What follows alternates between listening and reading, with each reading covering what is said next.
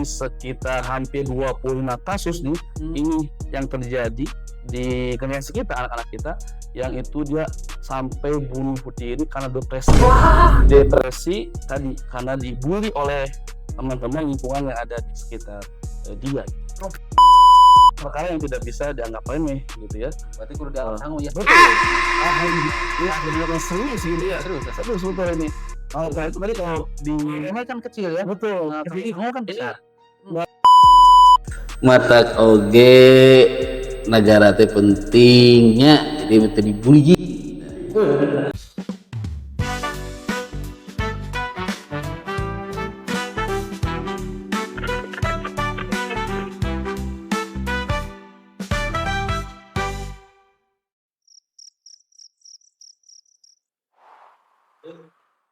Assalamualaikum warahmatullahi wabarakatuh. Selamat malam. Bertemu lagi bersama kami di Ngaso. Ngaji asik santai. Oke. Terima kasih. Saya masih sendiri ya. Saya akan panggilkan salah satu narasumber kita pada malam hari ini.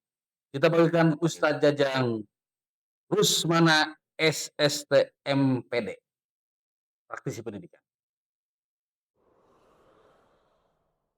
Selamat datang, Kang Jajang Rusmana.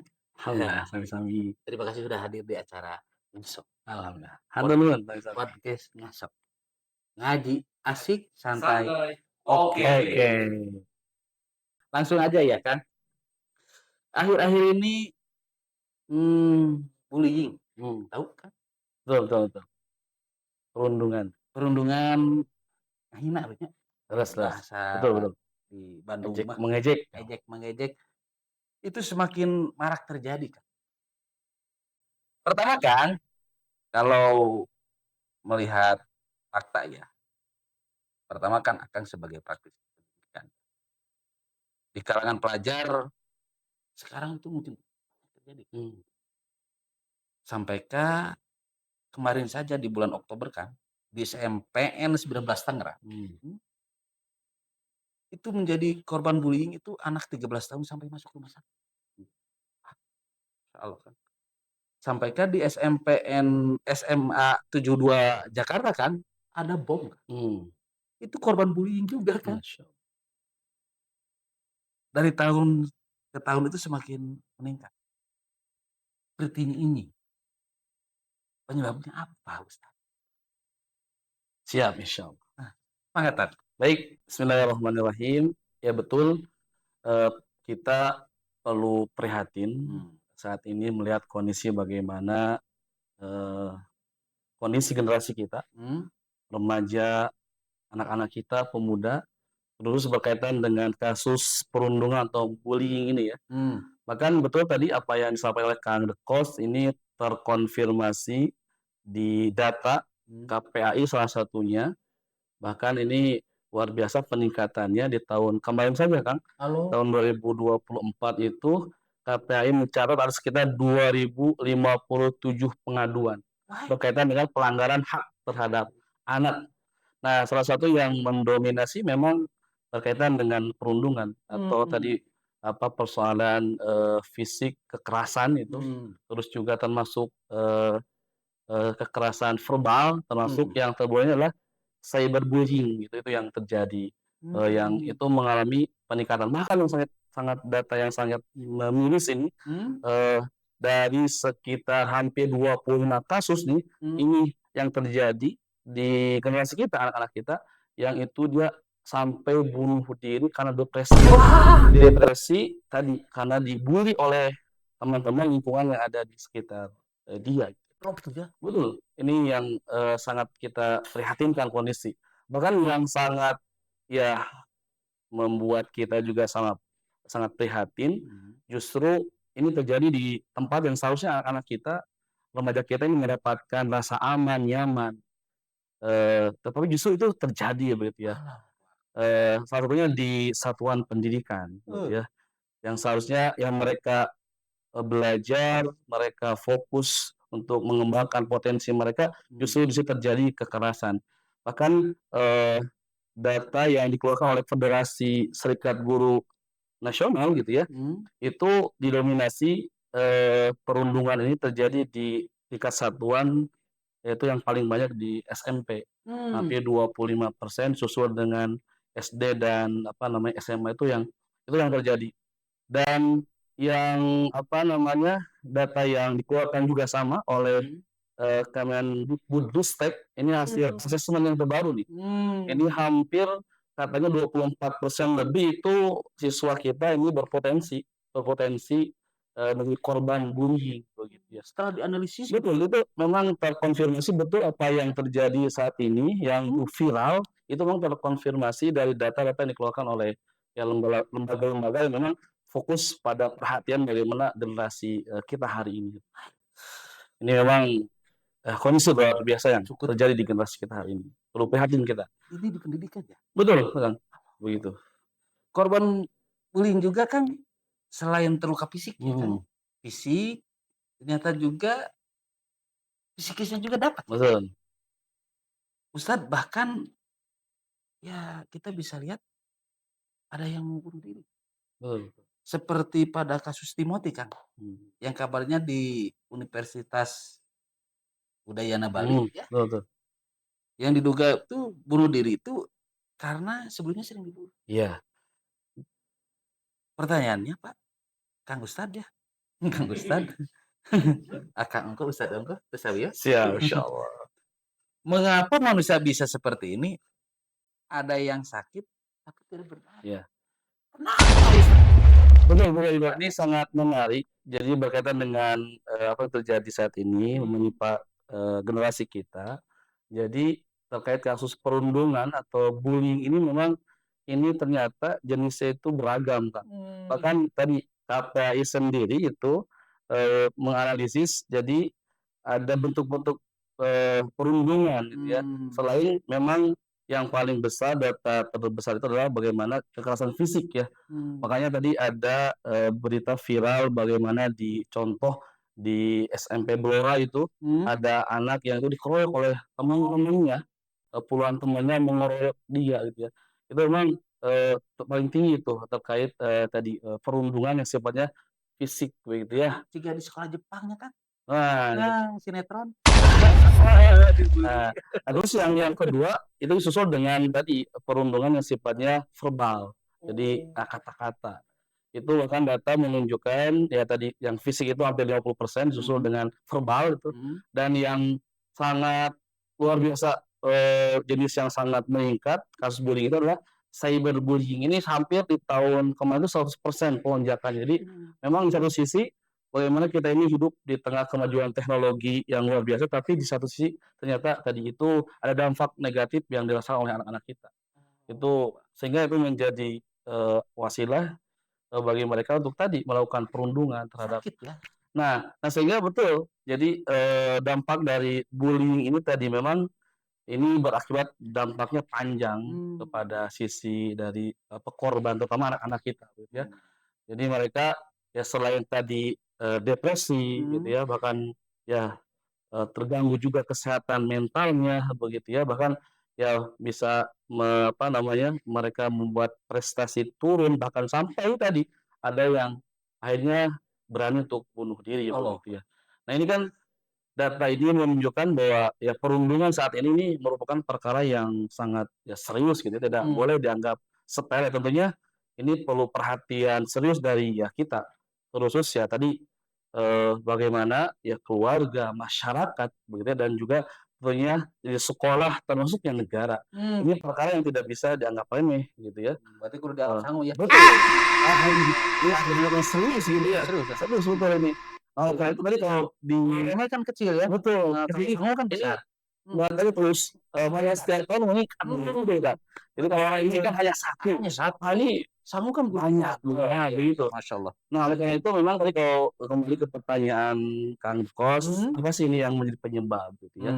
Sehingga di negeri kita yang itu mayoritas ya Muslim, tapi ya tadi generasinya mudah sekali dirusak, mudah sekali melakukan keburukan termasuk ya perundungan. Maka kalau kita lihat bagaimana kita cermati apa yang menjadi penyebab persoalan ini semua, maka kita ya mau apa namanya, kita jujur ya dengan kondisi hari ini bahwa memang lingkungan kita hari ini, lingkungan sosial kita hari ini adalah lingkungan yang memang buruk begitu, Kang. Lingkungan yang memburuk begitu ya. Di mana ya ini kenapa kasus bullying ini marak terjadi, ya karena lahir dari ya lingkungan sosial yang sakit begitu. Lingkungan sosial yang sakit, yang mana ya tadi, kita bisa melihat bagaimana hari ini peran keluarga yang seharusnya itu menjadi apa namanya, tempat ya benteng gitu ya, orang tua seharusnya menjadi tadi ya pendidik yang utama, bahkan pelindung yang mengarahkan anak-anak dengan penuh kasih sayang. Hari ini kan kita bisa melihat bagaimana kondisi keluarga yang ada di tengah-tengah kita gitu ya. Mulai dari ya tadi, disharmoni gitu ya, terus juga malfungsi keluarga yang terjadi gitu ya. Orang tua sibuk bekerja mungkin, sehingga apa namanya, komunikasi dengan anak-anak itu sedikit, menurun gitu ya, tidak ada. Ya sehingga sosok yang, seharusnya menjadi panutan, ya anak-anak kita, generasi kita itu di rumah sudah bisa tergantikan. Sehingga mereka wajar mencari apa, istilahnya peralihan keluar gitu ya, ketika di luar ya tadi lingkungannya penuh toksik semua gitu ya, penuh dengan racun begitu ya. Nah, dan begitu ketika akhirnya mereka mengalihkan kepada, gadget gitu ya, kepada dunia medsos pun juga sama. Apa yang mereka tonton itu kita bisa saksikan budaya ejek mengejek itu sangat kita bisa lihat lah. Budaya ejek mengejek, saling merendahkan, menghinakan itu dari konten dan komen, gitu ya. Nah, sehingga apa? Itu menggerus nilai moralitas yang ada di tengah masyarakat. Sehingga apa? Itu menjadi kebiasaan generasi kita, mereka nonton dari video, bahkan ya video ya games, dan itu jadi hiburan. Nah, maka kalau tidak ada pendampingan, tidak ada istilahnya pengawasan, ini lambat laun akan menggerus bahkan menghilangkan rasa empati yang ada di benak generasi kita. Ini yang terjadi ketika lingkungan ini memang dari berbagai sisi itu penuh dengan apa namanya, pengaruh negatif gitu ya. Belum lagi bagaimana ya regulasi kita, maksudnya circle ya kehidupan kita, anak-anak kita ketika terjadi perundungan begitu ya, justru seolah-olah seperti dinormalisasikan gitu ya. Seolah-olah, bahwa si korban itu dia cupu gitu ya, si korban itu dia istilahnya elehang yang langsung nama gitu ya. Nah, sehingga itu seolah-olah tadi dibiarkan, dinormalisasikan.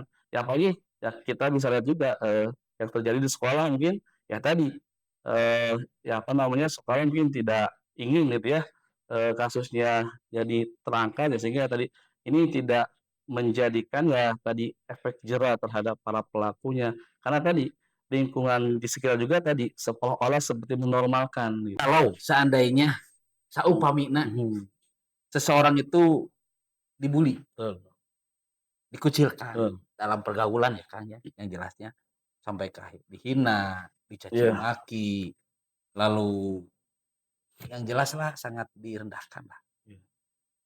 Ini mah saran Ustadz. Untuk siswa seperti itu caranya harus bagaimana? Ketika ada orang ya dibully gitu kan. Ya, jadi ya betul. Jadi ini kita ya generasi kita memang kita harus mengakui bersama bahwa generasi kita, remaja kita, anak-anak kita hidup di lingkungan sosial yang memang tadi tidak sehat begitu ya, pengaruh buruknya itu banyak begitu ya. Dan tentunya ya apa yang harus ya dilakukan begitu ya oleh anak-anak kita ketika mereka berada di lingkungan seperti itu begitu ya. Karena ya kasus perundungan ini kan sebenarnya itu tidak akan terjadi ya ketika tadi si korban pun juga memang ya apa namanya tidak ada hal-hal yang ia lakukan yang membuat begitu ya temannya membuli gitu ya. Dan kalau kita lihat bagaimana kasus bullying ini memang apa yang kena begitu ya pada diri anak atau ya si korban. Ya kalau kita apa namanya mencermati bahwa kita mencermati diri kita ya, jadi Allah Subhanahu wa taala kan memberikan potensi kepada kita manusia itu sama. Nah, salah satunya ada potensi naluri gitu ya. Nah, ada naluri apa namanya ya eksistensi diri gitu ya. Kita kenal juga ada naluri apa namanya, eee, tadayun, ya pentakdisan terhadap Sang Pencipta gitu ya, termasuk naluri nau itu ya, yang itu ya tadi ingin ya apa namanya, disayang gitu ya, di ya apa ya, dikasihi gitu ya. Nah ini kan, ini berkaitan dengan ya naluri yang hari ini itu tidak ya lingkungan tidak menjaga mereka gitu ya. Lingkungan tidak bisa menjaga naluri yang itu merupakan potensi yang seharusnya oleh lingkungan itu, oleh kehidupannya termasuk ya sekolah, rumah, itu sebenarnya dijaga gitu ya. Bahkan ya seharusnya apa, ditingkatkan potensi, tapi karena tadi lingkungannya itu rusak gitu ya, maka ya tadi apa namanya, potensi dia, ya salah satunya tadi naluri dia untuk mendapatkan tadi pengakuan di lingkungan itu, ya tadi, dirusak dengan apa namanya, perkara-perkara yang yang merusak tadi gitu ya. Dia ingin meluapkan, apa, mencurahkan selama eksistensi dia di lingkungan, tapi malah dengan cara-cara yang tidak dibenarkan. Nah maka ya intinya ketika ya tadi, si korban ini dia mengalami perundungan, maka sebenarnya hal yang harus dia lakukan adalah speak up. Jadi dia harus ya tadi, berbicara, menyampaikan ya, apakah dia tadi bercerita kepada ya atau orang tua yang paling dekat ya, bercerita kepada orang tua, menyampaikan, apa yang terjadi, terus juga ya kalau di sekolah menyampaikan kepada ya guru gitu, apa yang terjadi. Karena ya apalagi kita sebagai seorang muslim kan, seharusnya ya itu yang tertanam dalam generasi kita, ketika ada suatu keburukan ya boleh kan dibiarkan. Nah itulah kan yang hari ini, si potensi yang seharusnya itu muncul, anak itu berani untuk menyampaikan kembali itu kan hilang. Karena pengaruh-pengaruh tadi, pengaruh-pengaruh yang buruk begitu ya, anak nggak mau menyampaikan, khawatir disebut cupu atau tadi sedikit-sedikit lapor. Nah padahal kan tuh semua cara pandang yang keliru, yang itu bersumber dari pemikiran yang ya bukan dari apa, yang menciptakan kita gitu. Sehingga anak itu nggak berani menyampaikan, suatu kebenaran, nggak berani menyampaikan itu keburukan gitu ya, sehingga itu akan terus terjadi. Nah maka, nah bagaimana ini menanamkan ke anak-anak kita, itu dia berani speak up gitu. Ini yang memang ya ini PR kita semua, akibat tadi lingkungan yang rusak ini anak-anak itu tidak bisa, dalam artian tidak berani mereka. Karena tadi, naluri mereka sudah dirusak dengan pengaruh-pengaruh yang itu ya buruk. Mereka tidak berani, padahal kan seharusnya seorang muslim itu dia harus berani untuk amar ma'ruf, terus termasuk ya nahi mungkar itu ya. Itu harus sebenarnya tertanam, dibiasakan, termasuk ya di satuan pendidikan anak-anak kita, ya di tingkat dasar, menengah, sampai tingkat atas itu begitu seharusnya. Ini hal yang sederhana itu, hal yang sederhana itu kan. Biar lebih mendalam ya Kang ya. Ini Kang Ustadz, Pak Ustadz Jajang ya, maaf ya, karena Akang itu masih muda tapi udah jadi Ustadz. Masya Allah ya. Gini, kan ketika dibully, ini mah lebih mendalam lagi. Kalau saat dibully nih, kalau saat dibully, Ustadz sikapnya harus bagaimana? Kan tadi mah speak up, tapi ini mah keur dibully ya. Orang teh apakah harus diam saja atau lupa atau gimana gitu kan? Coba. Iya. Jadi ya ketika kita bagaimana diperlakukan seperti itu ya, diejek. Kena emang di Intinya ya ini kita perlu belum ini ya membedakan ya kondisi dalam artian ini anak-anak ya zaman now gitu ya, dengan ya kita mungkin generasi yang istilahnya lebih dulu dari mereka gitu ya. Karena itu ada perbedaan gitu ya, dalam artian ya tadi kematangan mereka dan lain sebagainya. Tentunya ketika kita dihadapkan dengan tadi ada situasi kita dibully gitu ya, kita istilahnya direndahkan gitu ya. Ya tentunya tadi yang pertama harus kita kuatkan ya tadi diri kita gitu. Dalam artian kita harus kuat, tidak lantas juga kita memberikan respon yang langsung gitu ya, berapi-api, melawan gitu ya.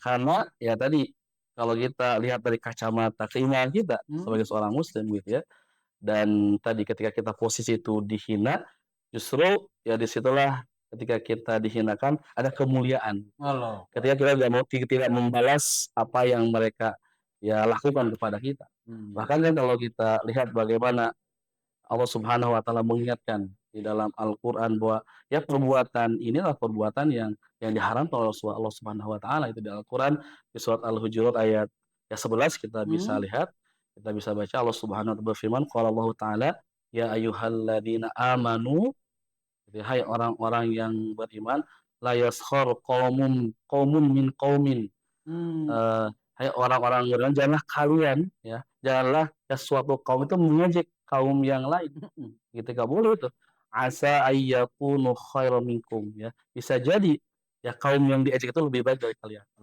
Nah ini kan ini berkaitan dengan ya tadi pemahaman ya pemahaman yang harus ya memang tertanam dalam diri kita gitu ya. Bahwa ya ketika kita dihina ya apa namanya ya tadi kita tidak lantas langsung merespon tapi ya itu perlu kita cermati dulu pikirkan dulu gitu ya.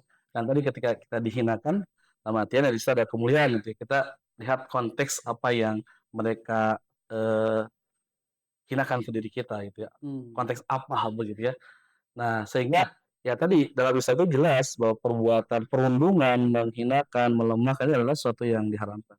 Bahkan Imam Ibnu Katsir dalam tafsirnya terkait ayat ini, ya tadi beliau menjelaskan bahwa ini ayat berkaitan dengan haramnya ya perbuatan tadi mengejek karena ya mengejek ini pasti mempercayakan tadi merendahkan, menghinakan begitu ya. Itu perkara yang jelas di dalam agama itu diharamkan, tidak boleh. Nah, ini yang memang yaitu perlu kita hadirkan pada diri kita begitu ya. Ketika kita dihadapkan dengan bullying maka ya memang sisi kita yang ini harus kita kuatkan. Nah, tapi tidak boleh kita berdiam diri ketika tadi itu istilahnya dilakukan oleh lingkungan kita atau circle kita, maka kita pun juga punya kewajiban untuk mengingatkan mereka gitu ya. Apalagi ketika mereka adalah ya saudara kita, satu keyakinan, satu apa namanya ya saudara ya seorang muslim itu wajib kita mengingatkan bahwa perbuatan yang diharamkan. Itu hal yang bisa kita perlu kuatkan begitu ya. Dan ini mungkin berbeda ya dengan generasi hari ini. Karena generasi hari ini ya kita bisa saksikan gitu ya bagaimana hidup di tengah lingkungan yang rusak, apalagi tadi kalau kita lihat ya di satuan pendidikan pun juga ya tadi ini menunjukkan bahwa sangat mudah sekali terjadi gitu ya. Ini berkaitan dengan tadi apa cara pandang yang harus tertanam di dalam generasi kita. Oh, itu kan sangat pas. Masya Allah, luar biasa. Tapi gini Kang, ini menarik juga Kang ya. Sahabat ngaso, Rasulullah sebagai sosok suri tauladan kita. Tahu kan Kang? Betul, Jadi dibully kan sama orang kafir Quraisy. Betul. Mengapa Rasulullah bisa begitu kuat menghadapinya? Gitu kan? Apakah beda level atau gimana tuh kan? Iya. Bisa sekuat itu. Betul. Ya betul Rasulullah pun juga tadi disampaikan ya bagaimana ketika Rasulullah ya Rasulullah itu diperlakukan seperti itu ya karena Rasul itu membawa tadi risalah, membawa petunjuk gitu ya untuk ya manusia begitu ya.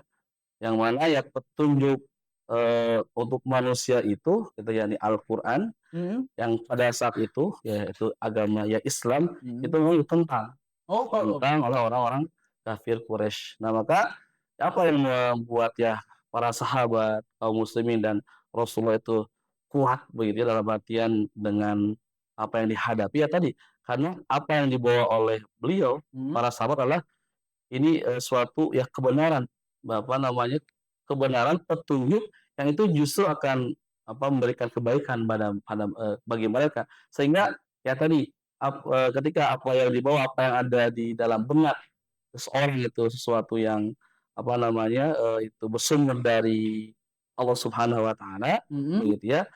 Ya tadi ketika dia dihadapkan dengan kondisi itu maka akan apa senantiasa tadi bisa ya kuat begitu ya. Dan tadi itu dalam rangka tadi untuk mengingatkan mereka, mengajak mereka untuk ya mengenal Islam gitu. Itulah yang membuat ya para sahabat Rasulullah kuat dalam menghadapi itu karena mereka membawa risalah, membawa petunjuk, membawa pedoman untuk kehidupan manusia yang tadi ketika mereka mau menerima, petunjuk ini mereka akan mendapatkan kebaikan. Allah. Itu yang membuat, mereka itu kuat gitu ya. Karena ya ketika Allah Subhanahu wa taala menyampaikan dalam firman-Nya bahwa ya Rasul itu, Islam itu ya diutus untuk seluruh manusia, Allahu gitu ya. Akbar. Di dalam satu ayat dikatakan, "Wa ma arsalnaka illa kafatan linnas," gitu ya, bahwa engkau, sesungguhnya wa ma arsalnaka tidak aku mengutus engkau ya Muhammad kecuali untuk seluruh ya manusia gitu ya. Dan ya tadi tugas Nabi itu adalah basyir wa nadhira. Jadi, memberikan kabar gembira gitu ya, dan juga memberikan peringatan. Nah, Allahu disitulah Akbar. jadi Nabi itu menyampaikan itu gitu. Jadi memberikan kabar gembira ya Islam itu sendiri gitu ya, dan mengingatkan gitu ya kepada ya orang-orang akan tadi, eee, ya kehidupan ya ketika tidak mengambil Islam. Allah. Itu yang membuat Rasul dan para sahabat itu ya kuat karena membawa suatu yang ini, ya bersumber dari yang menciptakan manusia yang akan memberikan kebaikan. Jadi sebenarnya ada 2 kisah yang menarik ini mudah-mudahan menjadi apa namanya, teladan bagi kita gitu ya. Salah satunya yang pertama kisah sahabat Nabi yang bernama Abdullah bin Mas'ud. Kan Abdullah bin Mas'ud ini sahabat yang beliau luar biasa gitu ya, sahabat yang ya tadi sebelumnya ya tadi hidup dalam kehidupan yang tadi serba kekurangan, bahkan beliau ini seorang pengembala, bahkan badannya itu tidak seperti saya, tapi ya kecil, kurus, bahkan tulang apa, betisnya itu, betisnya itu gitu ya. Nah, suatu hari dia naik ke atas ke pohon atau apa, dan terlihat betisnya, dan itu ditertawakan oleh ya tadi, yang lain gitu ya. Gede teh Dan itu, kan terlihat langsung oleh Rasulullah SAW, gitu ya. Jadi, ya tadi menertawakan gitu ya, maka apa yang disampaikan Rasulullah? Rasul langsung mengatakan bahwa betisnya Abdullah bin Mas'ud itu lebih besar daripada gunung Uhud. Maksudnya apa? Kemuliaan. Allahu Akbar. Ini jadi Rasul di sini pelajarannya apa? Rasul tidak membiarkan pelaku bullying gitu ya, dan Rasul pun juga tidak istilahnya merendahkan, langsung para pelaku, tapi Rasul dengan bahasa yang luar biasa, yang langsung menggugah, betul, jadi langsung menggugah, menyadarkan bahwa perbuatan itu, ya tadi, itu tidak baik, bahwa tadi, betul apa yang Allah katakan di dalam Al-Quran tadi, surat Al-Hujurat gitu ya, apa yang dihina itu ya bisa lebih lebih baik begitu ya. Itu kasus yang pertama kali Mas. Yang kedua, ya ini mungkin kita juga sempat mendengar sering ya, bagaimana kisah apa namanya, ya kejadian Bilal bin Rabah itu ya dengan Oh iya iya. sahabat, Abu Dzar Al-Ghifari begitu ya. Ketika intinya 2 sahabat ini mereka berselisih gitu ya, apa gitu ya, sehingga terucap tuh dari sahabat Abu Dzar Al-Ghifari perkataan yang itu ya tadi menyinggung hatinya, Bilal bin Rabah karena tadi menyebutkan ya tadi fisik, "Wahai engkau anak budak hitam," gitu ya, terdengar langsung nyatut, ke dalam hati Bilal bin Rabah. Maka Bilal langsung tadi mengadukan kepada Rasulullah, begitu ya. Nah, Rasul ketika mendapatkan aduan itu tadi, Rasul nggak membiarkan. Jadi Rasul memanggil Abu Dzar, dan ketika memanggil Rasul menyampaikan dengan kata-kata yang tidak lantas marah, tidak lantas apa, langsung apa, tapi dengan kalimat yang luar biasa. Apa kata Rasulullah? "Wahai Abu Dzar, bahwa di dalam dirimu, hatimu masih ada ya sifat jahiliyah."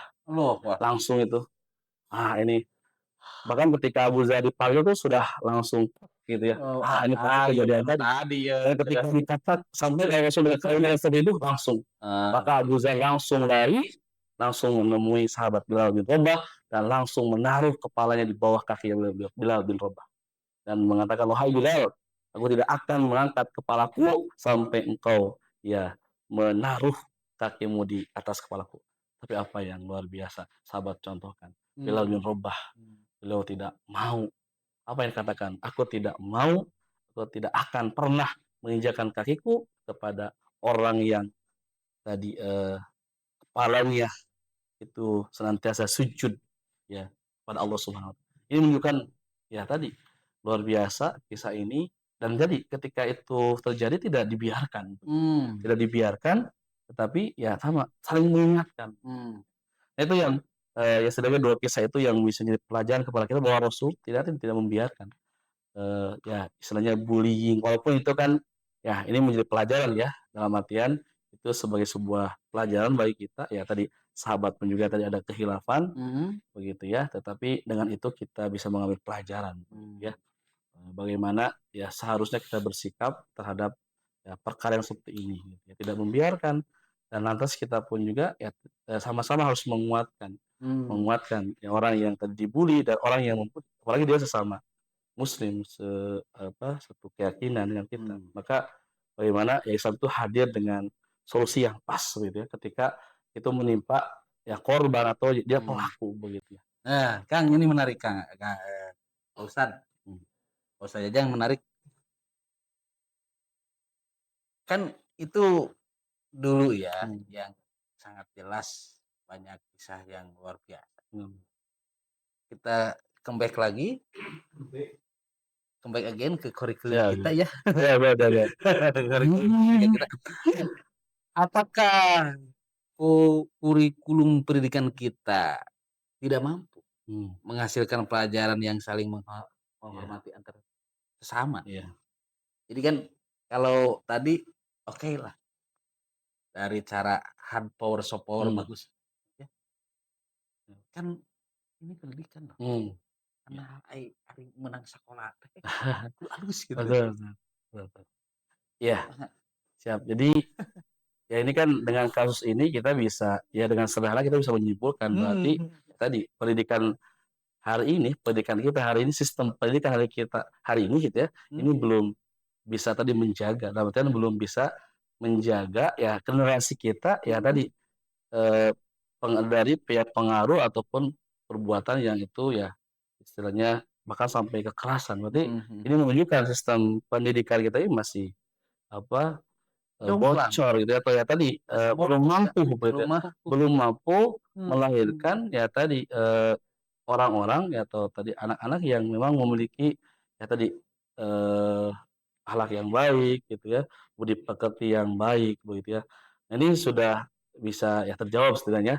Nah, tentunya memang kalau kita bicara tentang ya kurikulum pendidikan begitu ya. Ya kalau kita lihat sejarah ya negeri kita ini memang sudah banyak pergantian kurikulum dari mulai pasca kemerdekaan begitu ya. Kurikulum tahun 47, tahun 75, terus juga 2006 KTSP gitu, terus juga 2013 Kurtila. Dan sekarang yang diterapkan kan kurikulum Merdeka tahun 2022 ya. Nah, tentunya kalau kita bicara tentang ya sistem pendidikan ya atau kurikulum ya, itu memang itu semua memang tergantung terhadap sudut pandang. Dalam artian apa yang mendasari gitu ya sebuah kurikulum itu bisa diterapkan gitu ya. Ini semua ya tergantung ke cara pandang apa yang digunakan begitu ya. Menarik. Karena ya ini sangat ya terlihat sekali gitu ya ketika cara pandang paradigma pendidikan itu memang ya tadi tujuannya hanya untuk melahirkan ya orang-orang yang tadi apalagi siap kerja gitu ya, siap melahirkan ya itu kita intinya tadi orang-orang yang tadi siap kerja dan sebagainya itu ya.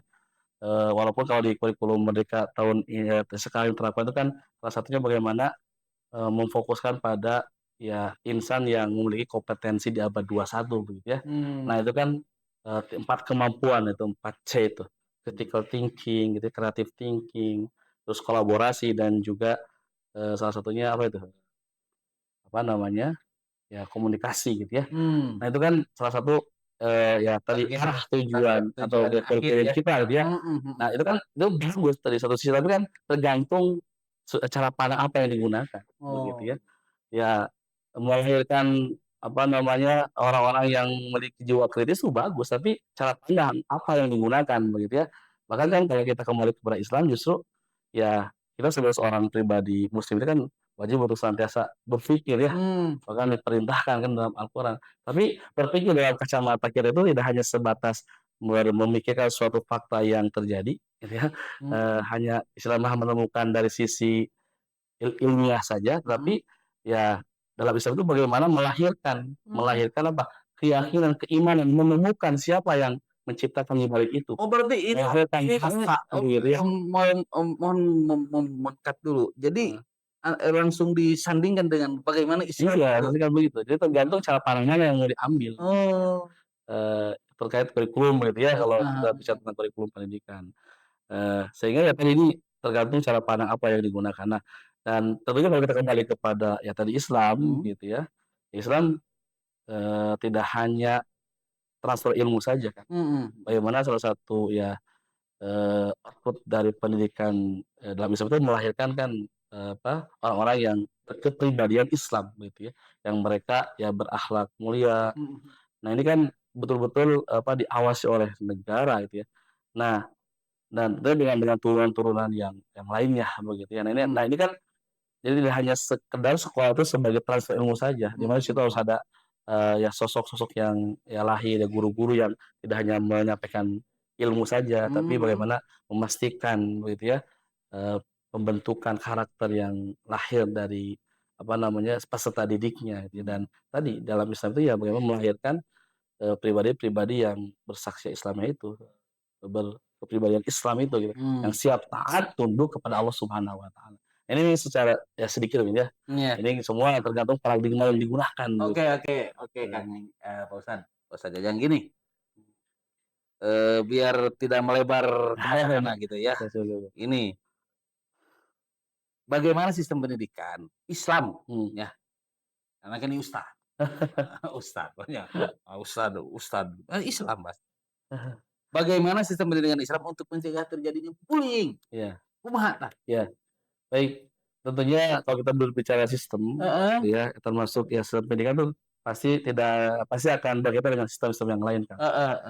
Karena kan ya tadi sistem pendidikan, di sistem ekonomi, sistem sosial, itu semua saling berkaitan. Ketika ya di sekolah bagus gitu ya sekolahnya mampu menjaga agar tidak terjadi kasus bullying itu ya banyak.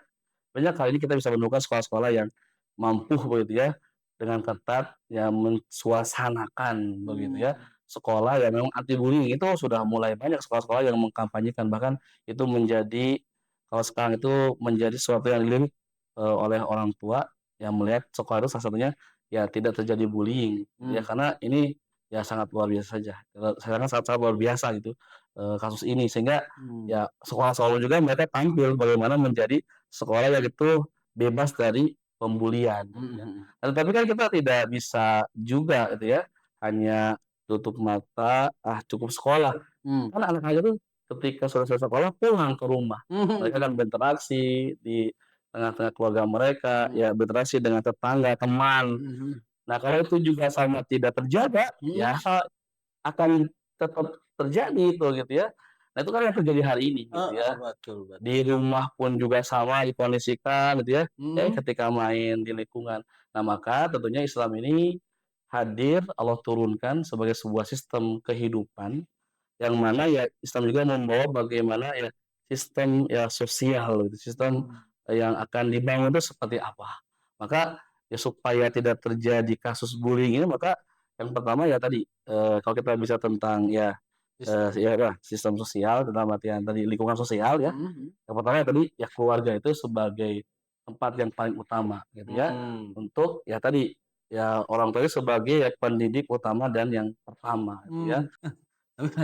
Saya lagi jadi terngiang-ngiang ya. Ini yang dilakukan oleh negara kan.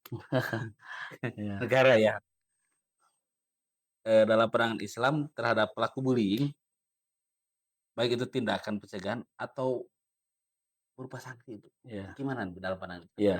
Jadi lebih lebih luas ya. Betul.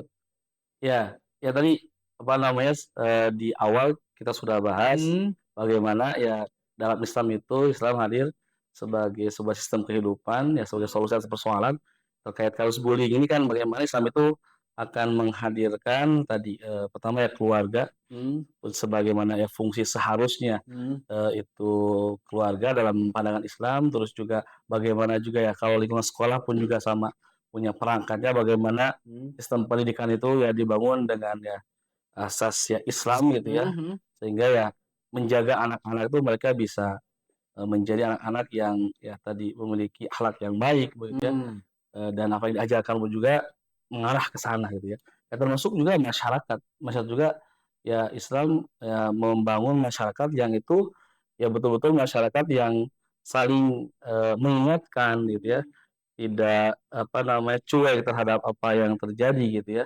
Jadi aktivitas saling mengingatkan, itulah yang kita kenal dengan tadi amar ma'ruf begitu ya. Itu pun dibangun di tengah-tengah masyarakat gitu ya. Saling tadi mencegah dari kemungkaran karena kan ini jelas, apa namanya, perbuatannya adalah perbuatan yang sangat ya zalim begitu ya. Bahkan sampai mengakibatkan korbannya depresi gitu ya.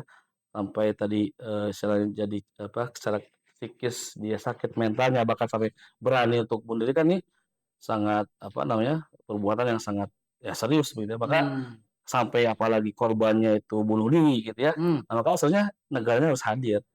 Karena negara punya perangkat sebenarnya untuk menerapkan aturan gitu ya. Sanksi berarti ya? Nah, sanksi yang tegas. Maka ya kalau kita bicara tentang konteks dalam bagaimana konteks negara dalam pandangan Islam, ya Islam sudah punya perangkatnya kan, aturannya. Apalagi kalau sampai terjadi pembunuhan gitu ya, atau terjadi tadi korban karena depresi, sakit, akhirnya bunuh diri. Ya jelas gitu ya. Negara Apalagi kalau dia hadir dengan seperangkat aturannya. Apalagi kalau tadi bunyinya itu fisik sampai ya tadi mengakibatkan tadi korban meninggal dunia. Kan jelas kalau dalam Islam perangkat sistem aturannya negara dengan ya syariah Islam, yaitu ketika terjadi ya pembunuhan ya jelas gitu ya, dengan sistem aturannya ya tadi bisa jadi ya jadi kisos begitu ya, ketika itu memang, perundungan yang akhirnya berakibat pada tadi fisik dan menelan korban meninggal gitu ya. Nah ini kan yang hari ini ya tadi ini kasusnya terus terjadi gitu ya dan ya kondisi lingkungan itu memang ya faktor yang luar biasa gitu ya, sangat berpengaruh sekali makanya memang tidak bisa satu sisi diperbaiki harus semuanya gitu, harus semuanya. sistematis Iya gitu ya? betul, dan itu yang memiliki peran besar adalah negara. Negara yang bisa menerapkan seperangkat aturan itu di dalam kehidupan. Ini yang memang Masya Allah. ya tidak hadir gitu ya, sehingga kasus-kasus Bullying. ini ya tadi, baik itu pelakunya tidak ada efek jerah, padahal dalam Islam sudah jelas gitu ya, keharaman perbuatan ini. Beda kan? Masya Allah. Matak oge negara teh pentingnya jadi teu dibully. Luar biasa, luar biasa. Karaos tidak terasa bahwa kita sudah di penghujung acara. Alhamdulillah. Kalau kita diberikan waktu lagi, Kang, saya ingin terus mengupas tuntas. Masya Allah. Insya Allah, Kang Ustadz, untuk kedepannya kita hadir kembali di podcast Insya Ngas. Allah. Ya, terima Siap. kasih atas informasinya yang sangat luar biasa. Ini jangan terlalu panjang aja. Closing statement Siap. buat bullying ini gimana? Ya. Terakhir. Jadi tentunya ya kita sebagai umat Islam gitu ya, di tengah-tengah kehidupan kita juga mayoritas Muslim, tentunya Islam hadir membawa solusi terhadap persoalan yang terjadi hari ini, terutama di generasi kita. Ya. Perangkat itu sudah lengkap, gitu ya. Dan Islam bisa menjadi solusi atas persoalan ini sampai ya, insya Allah tidak ada lagi terjadi kasus bullying seperti ini. Karena ya perangkat itu, aturan itu ya bersumber dari yang menciptakan manusia. Yang pasti ketika kita terapkan akan ya mencegah bahkan ya tadi tidak akan terjadi kasus seperti ini. Begitu ya. Dan ya tadi bagaimana Islam itu membangun ya keluarga, membangun ya masyarakat, ya termasuk tadi lingkungan sekolah dengan sistemnya, pendidikannya, termasuk ya peran negara yang itu sangat dominan mensuasanakan, membuat seperangkat aturan sehingga yaitu bisa menjaga anak-anak kita, generasi kita dari hal-hal yang seperti ini. Terima kasih, Kang. Ngaji asik santai oke, ngaji asik santai oke, tapi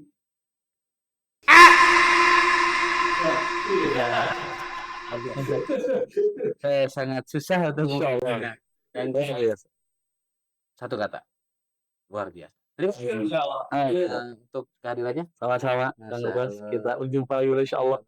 Assalamualaikum warahmatullahi wabarakatuh. Waalaikumsalam warahmatullahi wabarakatuh. Terima kasih. Come back.